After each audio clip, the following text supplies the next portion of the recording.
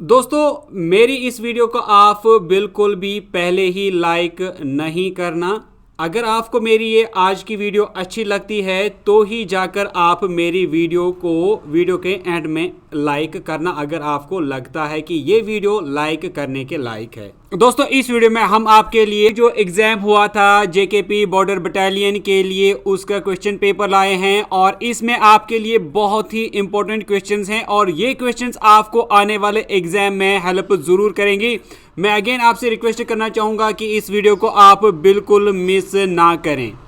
तो बिना टाइम ज़ाया किए हुए स्टार्ट करते हैं आज की ये वीडियो। और पहला क्वेश्चन जो पूछा गया था, who is the 15th president of Republic of India. आपको बताना था इंडिया का 15th प्रेसिडेंट कौन बना। इनमें से जिस क्वेश्चन का आपको आंसर आता है नीचे कमेंट सेक्शन में आप अपना आंसर ट्राई कर सकते हैं। 4 ऑप्शन है यहाँ पर, प्रतिभा पाटिल, रामनाथ कोविंद, प्रणब मुखर्जी या फिर द्रौपदी मुर्मू। तो इसका जो आंसर था वो था part D, Droupadi Murmu India की 15th प्रेसिडेंट बनी। दोस्तों आप यहां पर यह भी याद रखें कि इंडिया के पहले प्रेसिडेंट बने थे डॉक्टर राजेंद्र प्रसाद।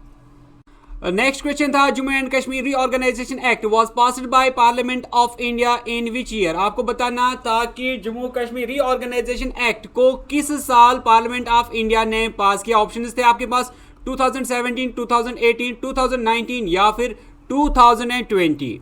तो अपना आंसर आप ट्राई कर सकते हैं। इसका जो सही आंसर है वो रहेगा पार्ट सी 2019। दोस्तों जे.एंड.के रीऑर्गेनाइजेशन एक्ट 2019 पर हमने एक कंप्लीट प्लेलिस्ट बनाई है जिसमें आपको तमाम तरह के इंपॉर्टेंट क्वेश्चंस आपको इस एक्ट पर मिलेंगे, तो आप प्लेलिस्ट जरूर चेक करें। नेक्स्ट क्वेश्चन पूछा गया था, non cooperation movement was launched against British government in which year. आपको बताना था नॉन कोऑपरेशन मूवमेंट को ब्रिटिश के खिलाफ किस साल लॉन्च किया गया था। ऑप्शन है आपके पास 1910, 1919, 1920 या फिर 1929। इसका सही आंसर था पार्ट सी 1920 में नॉन कोऑपरेशन मूवमेंट को गांधी जी की तरफ से लॉन्च किया गया था। दोस्तों यहां पर मैं आपसे ये भी कहूं कि हमने फ्रीडम स्ट्रगल्स ऑफ इंडिया पे एक प्लेलिस्ट बनाई है, आप वो भी जरूर चेक करें। नेक्स्ट क्वेश्चन पूछा गया था, how many Vedas are there in the Hindu religion. आपको बताना था कि हिंदू रिलीजन में कुल कितने वेदास हैं। ऑप्शन है आपके पास 1, 3, 4 या फिर 6। शाबाश दोस्तों, अपना आंसर आप लिख सकते हैं।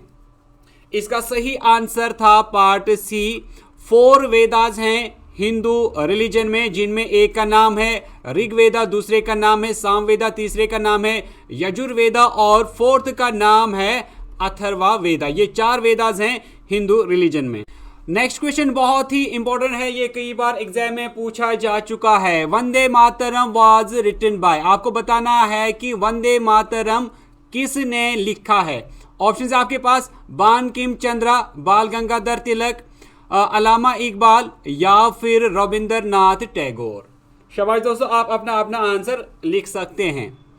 तो इसका जो सही आंसर है वो है पार्ट ए, बंकिम चंद्र चटर्जी ने 1870s में वंदे मातरम या फिर वंदे मातरम को लिखा था और फिर इसको 1882 में इस पोएम को उनकी बंगाली नॉवेल आनंदामठ में इंक्लूड किया गया था। दोस्तों वंदे मातरम में कुल मिलाकर 6 स्टैंजाज हैं और ये बंगाली में लिखी गई पोएम है। नेक्स्ट क्वेश्चन था, who was the first governor of J&K. आपको बताना था कि जम्मू कश्मीर का पहला गवर्नर इनमें से कौन था। ऑप्शन थे आपके पास श्री भगवान साहे, डॉक्टर करण सिंह, श्री एल.के. झा या फिर श्री बी.के. नेहरू। तो इसका आंसर बहुत ही आसान था, यानी part B, doctor Karan Singh Jammu Kashmir के पहले गवर्नर बने थे 1965 में।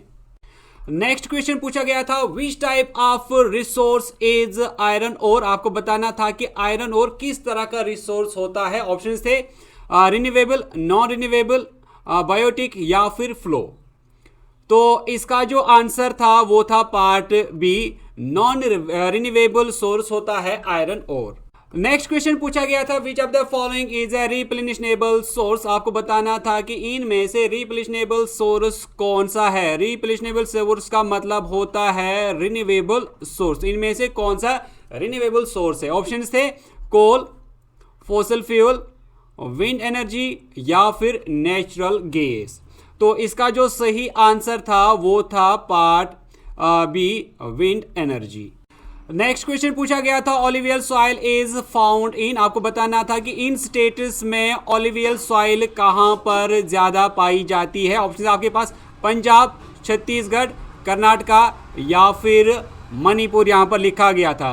दोस्तों याद रखें कि ऑलिवियल सॉइल जो है ये ज़्यादातर जो गंगा प्लेन्स है वहां पर पाई जाती है, उन स्टेट्स में ये ज़्यादा पाई जाती है। तो इस हिसाब से इसका आंसर है part A, Punjab. Next question पूछा गया था प्रोजेक्ट टाइगर वाज लॉन्चड इन, आपको बताना है कि प्रोजेक्ट टाइगर किस साल लॉन्च किया गया था। दोस्तों हाल ही में इंडिया ने नामीबिया से जो चीते लाए हैं और उन पे मैंने एक कंप्लीट वीडियो बनाई है और उस वीडियो में मैंने प्रोजेक्ट टाइगर के बारे में आपको पूरी इंफॉर्मेशन प्रोवाइड की थी। अगर आपने वो वीडियो देखी होगी तो आपने इस क्वेश्चन को अच्छे से किया होता। ऑप्शन है आपके पास 1971, 1973, 1981 या फिर 1983। शाबाश दोस्तों, आप अपना अपना आंसर लिख सकते हैं। प्रोजेक्ट टाइगर को किस साल लॉन्च किया गया था?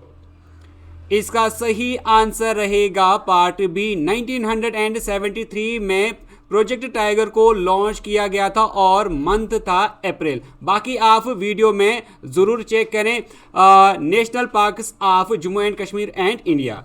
Next important question, Chipko movement originated in, आपको बताना है कि चिपको मूवमेंट किस रियासत से या किस जगह से इनमें से स्टार्ट हुई थी। ऑप्शन है आपके पास West Bengal, Uttarakhand, then part of the Uttar Pradesh, Madhya Pradesh या फिर बिहार। दोस्तों आप अपना अपना आंसर लिख सकते हैं। तब तक मैं आपको ये बताऊं कि हमने आपके लिए फ्रीडम स्ट्रगल्स ऑफ इंडिया पर प्लेलिस्ट बनाई है, आप वो जरूर चेक करें।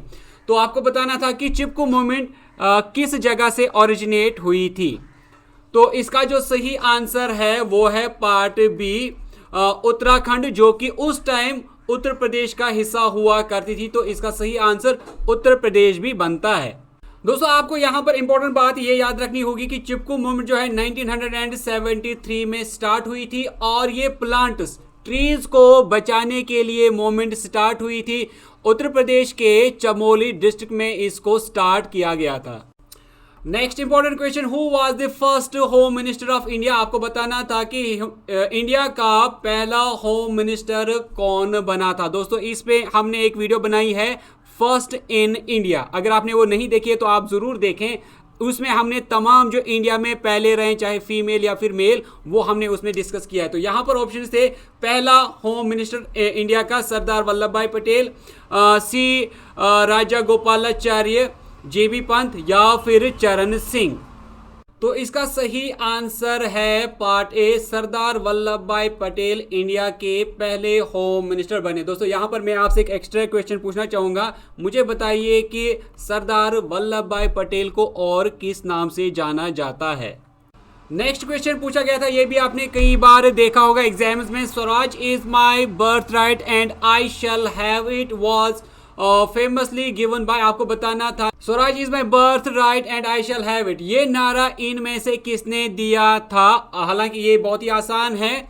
ऑप्शन आपके पास नेताजी सुभाष चंद्र बोस, श्री भगत सिंह या फिर श्री बाल गंगाधर तिलक या फिर महात्मा गांधी। तो किसने ये नारा दिया था, आप नीचे कमेंट सेक्शन में अपना अपना आंसर लिख सकते हैं। इसका सही आंसर था पार्ट सी, श्री बाल गंगाधर तिलक ने इस नारे को दिया था और बाल गंगाधर तिलक को लोकमान्य तिलक भी कहा जाता है। नेक्स्ट क्वेश्चन था, कॉमनवेल्थ गेम्स वाज होस्टेड इन 2022 इन, आपको बताना था कि कॉमनवेल्थ गेम्स साल 2022 के लिए इनमें से किस जगह ने होस्ट की थी। ऑप्शन है ग्लासगो, एडिनबर्ग, बर्मिंघम या फिर मैनचेस्टर। तो ये क्वेश्चन जो है हमने करंट अफेयर्स की वीडियो में डिस्कस किया है और इंडिया ने कितनी परफॉर्मेंस की वो भी हमने इसमें आपको बताया है। तो इसका आंसर था कॉमनवेल्थ गेम्स साल 2022 के लिए बर्मिंघम इंग्लैंड में खेली गई थी। नेक्स्ट क्वेश्चन था, ये भी हमने करंट अफेयर्स में डिस्कस किया हुआ है, largest wheat producing state in India is, आपको बताना है कि इंडिया में सबसे ज्यादा वीट प्रोड्यूस करने वाली स्टेट कौन बनी। इंडिया की ऑप्शन है आपके पास पंजाब, हरियाणा, उत्तर प्रदेश या फिर मध्य प्रदेश। अपना अपना आंसर आप लिख सकते हैं। अगर आपने हमारी करंट अफेयर्स की वीडियो देखी होगी तो आपको ये क्वेश्चन अच्छे से आता। इसका सही आंसर था पार्ट सी, उत्तर प्रदेश। नेक्स्ट क्वेश्चन था who is the current Lok Sabha speaker in India. आपको बताना है इंडिया में लोकसभा का प्रेजेंट यानी करंट स्पीकर कौन है। ऑप्शन है आपके पास सुमित्रा महाजन, ओम बिरला, मायरा कुमार या फिर सोमनाथ चटर्जी। बहुत ही आसान सा क्वेश्चन है। इसका सही आंसर था ओम बिरला। ओम बिरला लोकसभा के प्रेजेंट और 17th स्पीकर हैं। दोस्तों यहां पर यह भी याद रखें कि लोकसभा की टोटल स्ट्रेंथ 552 मेंबर्स होती है।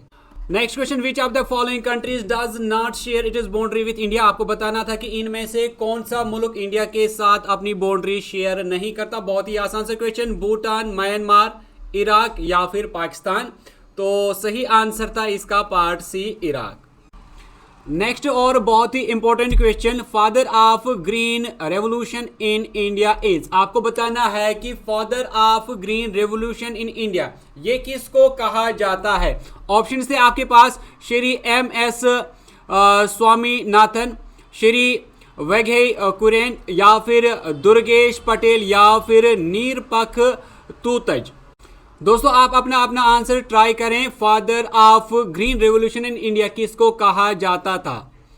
इसका सही आंसर है पार्ट ए, MS स्वामीनाथन को father of green revolution in India कहा जाता है। उनके रोल के लिए जो उन्होंने वीट को इंट्रोड्यूस करने के लिए इंडिया में किया और फिर हाई यील्डिंग वीट को की जो वेराइटीज हैं उनके लिए उसको father of green revolution of India कहा जाता है। नेक्स्ट क्वेश्चन था, minerals are deposited and accumulated in strata of which of the following rocks. Option थे आपके पास sedimentary rocks, igneous rocks, metamorphic rocks या फिर नन ऑफ दीज। इसका सही आंसर था part A, sedimentary rocks. Next important question था, the CEO of Google is. आपको बताना था कि गूगल का CEO कौन है। एलन मस्क, सुंदर पिचाई, टिम कुक या फिर पराग अग्रवाल। ये भी बहुत ही आसान सा क्वेश्चन था। इसका सही आंसर था सुंदर पिचाई। सुंदर पिचाई का असली नाम है पिचाई सुंदर राजन और ये तमिलनाडु में मदुराई में पैदा हुए थे। इन्होंने अपनी बीटेक की डिग्री IIT खड़गपुर से हासिल की है। नेक्स्ट क्वेश्चन है आपके पास जो पूछा गया था, which of the following agencies market steel for the public sector plants. तो ऑप्शन है आपके पास हेल, सेल, टाटा स्टील या फिर MNCC। तो इसका सही आंसर था सेल यानी स्टील अथॉरिटी इंडिया लिमिटेड। और अगर हम इसकी बात करें तो इसको फाउंड किया गया था 19 जनवरी 1954 को और इसका हेडक्वार्टर न्यू दिल्ली में है और इसके प्रेजेंट चेयरमैन हैं सोमा मंडल। नेक्स्ट क्वेश्चन पूछा गया था बहुत ही आसान, power house of the cell is. आपको बताना था कि सेल का पावर हाउस कौन सा होता है, क्या होता है। ऑप्शन आपके पास RNA, DNA, माइटोकॉन्ड्रिया या फिर लाइसोसोम। इसका सही आंसर है part C, mitochondria. Next question था, largest organ of human body is. आपको बताना था कि इंसानी जिस्म का सबसे बड़ा ऑर्गन, सबसे बड़ा पार्ट कौन सा होता है। ऑप्शन आपके पास लंग्स, हार्ट, स्किन या फिर लिवर। इसका सही आंसर रहेगा part C, skin. Next question है, न्यूरॉन्स आर पार्ट ऑफ। आपको बताना है न्यूरॉन्स इनमें से किसका हिस्सा है। ऑप्शन है आपके पास लंग्स, किडनी, ब्रेन या फिर हार्ट। बहुत ही आसान है तो इसका सही आंसर रहेगा part C, brain. Next question पूछा गया था, xylem in plants is responsible for. आपको बताना था कि जाइलम प्लांट्स में कौन सी फंक्शन करता है। तो चार ऑप्शन थे आपके पास, transportation of water, transportation of amino acids, transportation of food particles या फिर ट्रांसपोर्टेशन ऑफ ऑक्सीजन। तो इसका आंसर है जाइलम वाटर ट्रांसपोर्ट करता है। नेक्स्ट क्वेश्चन था, deficiency of haemoglobin in our bodies is termed as. आपको बताना है कि अगर इंसान के जिस्म में हीमोग्लोबिन की कमी हो तो उसको हम किस टर्म से जानते हैं। ऑप्शन आपके पास स्कर्वी, रिकेट्स, एनीमिया या फिर नाइट ब्लाइंडनेस? इसका सही आंसर रहेगा पार्ट सी, अनेमिया उसको कहते हैं। दोस्तों यहाँ पर ये भी कहना चाहूँगा कि हमने डेफिशिएंसीज, विटामिन एंड डेफिशिएंसीज पर एक कंप्लीट वीडियो सीरीज बनाई है, आप प्ले लिस्ट में जरूर जाकर चेक करें। नेक्स्ट क्वेश्चन था near sightedness is known as, आपको बताना था कि नियर साइटेडनेस को किस नाम से जाना जाता है। ऑप्शन आपके पास मायोपिया, हाइपरमेट्रोपिया। इसका सही आंसर था पार्ट ए, मायोपिया, जो कि बहुत ही आसान था। दोस्तों यहाँ पर आप ये याद जरूर रखें कि मायोपिया में इंसान को जो नज़दीक चीज़ें होती हैं वो क्लियर नज़र आती हैं, यानी साफ नज़र आती हैं, लेकिन जो दूर चीज़ें होती हैं उनमें इंसान को धुंधला दिखाई देता है। नेक्स्ट क्वेश्चन था how many pair of chromosomes are present in the human normally, आपको बताना था कि इंसान में नॉर्मली कितने क्रोमोसोम्स प्रेजेंट होते हैं। ऑप्शन आपके पास 24, 25, 23 या फिर 26। बहुत ही आसान अगेन क्वेश्चन पूछा गया था।